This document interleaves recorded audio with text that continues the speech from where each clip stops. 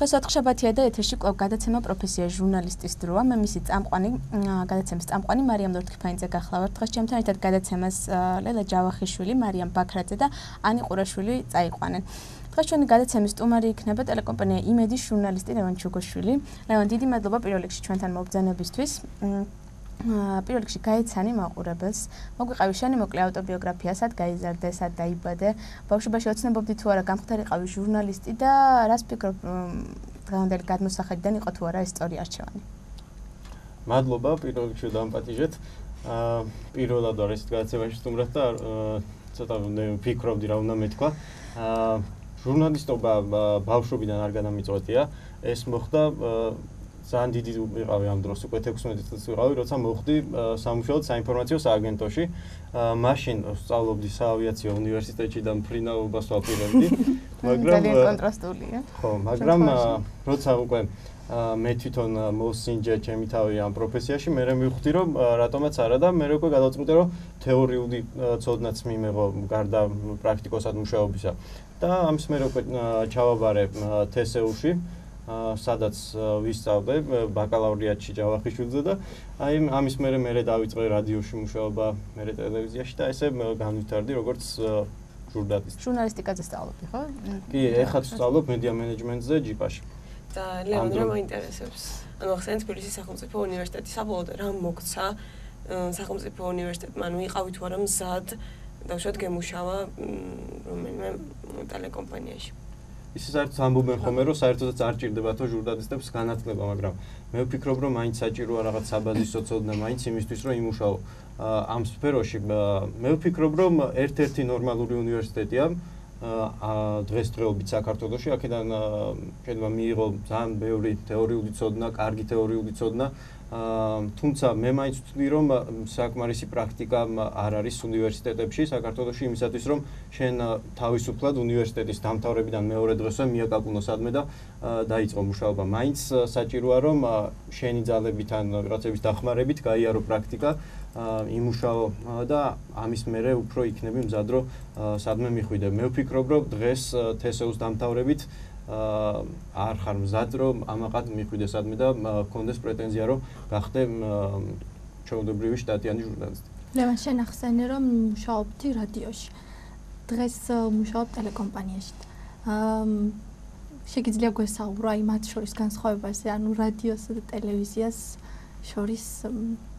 კი, მე სხვათა შორის ძალიან მომწონდა რადიოში მუშაობა, მაგრამ განსხვავებულია ტელევიზიის სპეციფიკა, იქ განსაკუთრებული ყურადღება ექცევა კადრს, შუმს, იგივე შუმი ესე ტერმინია ტელევიზიაში, რომელიც გამოიყენება.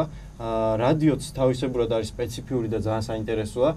იქ ძირითადი ყურადღება არის გამახვილებული ხმაზე და საერთო ჯამში ორივე შემთხვევაში იყო ჩემთვის ძალიან საინტერესო მუშაობა, თუმცა ბევრი რაღაცით გავს კიდეც ერთმანეთს, მაგალითად პირდაპირ ჩართვაც რადიოში მქონდა პირველი სიუჟეტიც, რაც ძალიან დამეხმარა, რომ რაღაცები მესწავლა. რადიოდან ტელევიზიაში გადასვლის შემდეგ უკვე ძალიან ბევრი რამე ვიცოდი და ბევრი რაღაცისთვის ვიყავი მზად.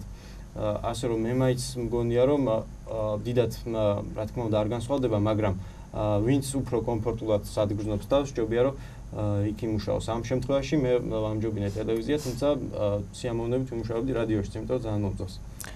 ლევან, შენ ახსენე წეღან რომ პრაქტიკული გამოცდილების გარდა გინდოდა თეორიული ცოდნაც მიიღო. ანუ ვფიქრობ რომ შეუძლებელია გამოცდილების გარეშე შედგე სრულყოფილ ჟურნალისტად. არა, ჩვენ ქვეყანაში არ არის გამორიცხული. ძალიან ბევრი ჟურნალისტს ვიცნობ, რომელსაც საერთოდ არ აქვს თეორიული განათლება მიღებული, მაგრამ ჩვენურად მუშაობენ და ჩვენურად გაართვეს ყველაფერი აითვისეს.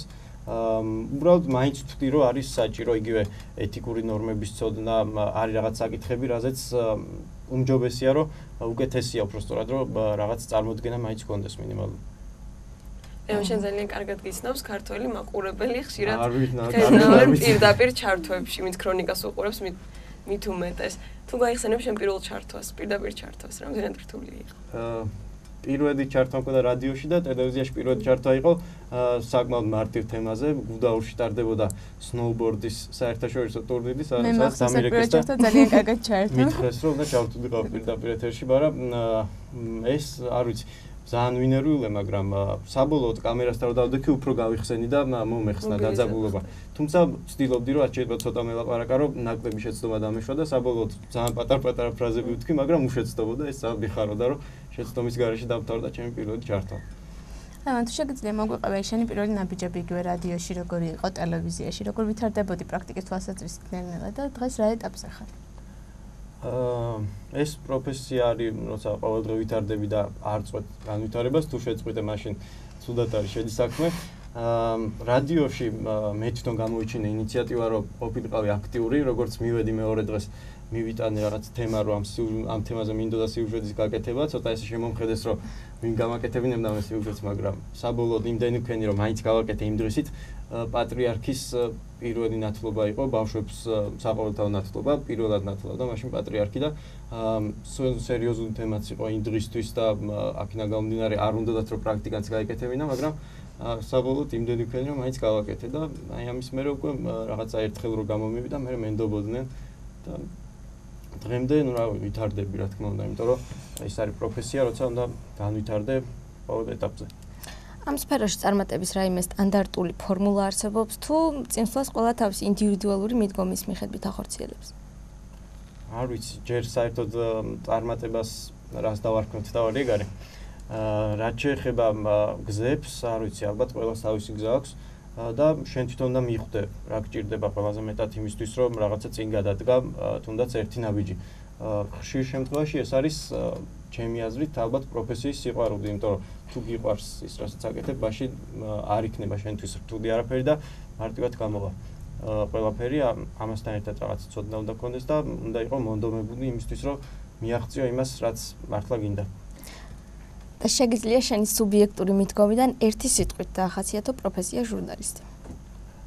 პროფესია ჟურნალისტს მე დავარქმევ არანორმალურს ან გიჟს, იმიტომ რომ თუ ნორმალური ხარ, მაშინ ყოველ შემთხვევაში ტელევიზიის ნიუსებში მუშაობას, იმიტომ რომ გიწევს დღეში შეიძლება 12 გადაღებაზე წასვლა, გიწევს ძალიან ბევრ და ერთმანეთისგან განსხვავებულ თემაზე მუშაობა, გიწევს ქუჩაში გათვენება, გიწევს რამდენიმე დღე ნერვული დაძაბულობა რა თქმა უნდა. სახში ვერ მისვლა. მე ვფიქრობ, რომ თუ არ ხარ შენ პროფესიაზე ზედმეტად შეყვარებული და ცოტა შეიძლება ცუდად ჟღერს, მაგრამ გიჟი, მაშინ ვერ გაუძლებ ამ რეჟიმს და ვერ იმუშავებ. თავარია რომ გიყვარდეს, ჩემი აზრით ეს დაგეთებ. ჟურნალისტიკის გარდა თუ არის ისეთი პროფესია, სადაც შენს ძალებს მოსინჯავთ? მინდოდა პროფესიოლოგობა მეცადა და ცადე კიდეც უბრალოდ მეორად პროფესია დავიღე უნივერსიტეტში. რეჟიმში ახერხებდი ამას? კი, სწავლობდი, მაგრამ საბოლოოდ მაშინ მუშაობდი და ვეღარ მოვახერხე რომ სერიოზულად მიმეყობა ამ გზაზე, მაგრამ მე ვფიქრობ, რომ ძალიან საინტერესო პროფესია, ერთ-ერთი პროფესია, რომელსაც ავირჩევდი იმ შემთხვევაში, თუ არ ვიქნებოდი ჟურნალისტი, იმიტომ რომ მართლა ძალიან საინტერესო პროფესიაა.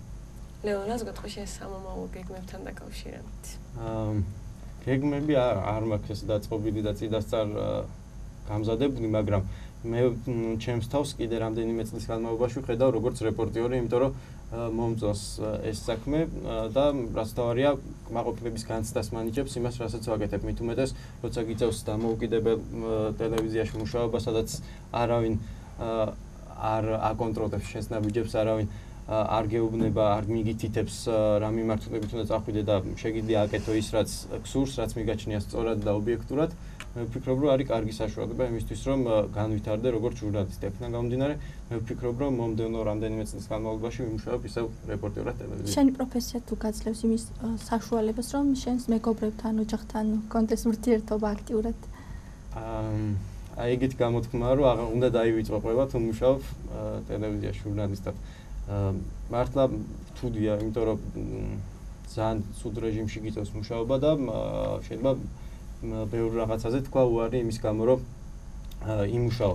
ხშირად მე მეუბნებიან ხოლმე მეგობრები, ოჯახის წევრები, ნათესავები, რომ ვერ ვიცდი, მაგრამ რა თქმა უნდა, ყველაფერი გამოვა და ყველაფერს მოვასწრებ. რეპორტაჟი, რომელიც დღევანდელი გადმოსახედიდან ძალიან კარგად გახსენდება და რომელმაც წარმატება მოგიტანა, კმაყოფილი ხარ შენი თავით, ასე ვთქვათ, აი ეს რეპორტაჟი თუ გაიხსენებდი შენს მიერ გაკეთებულს.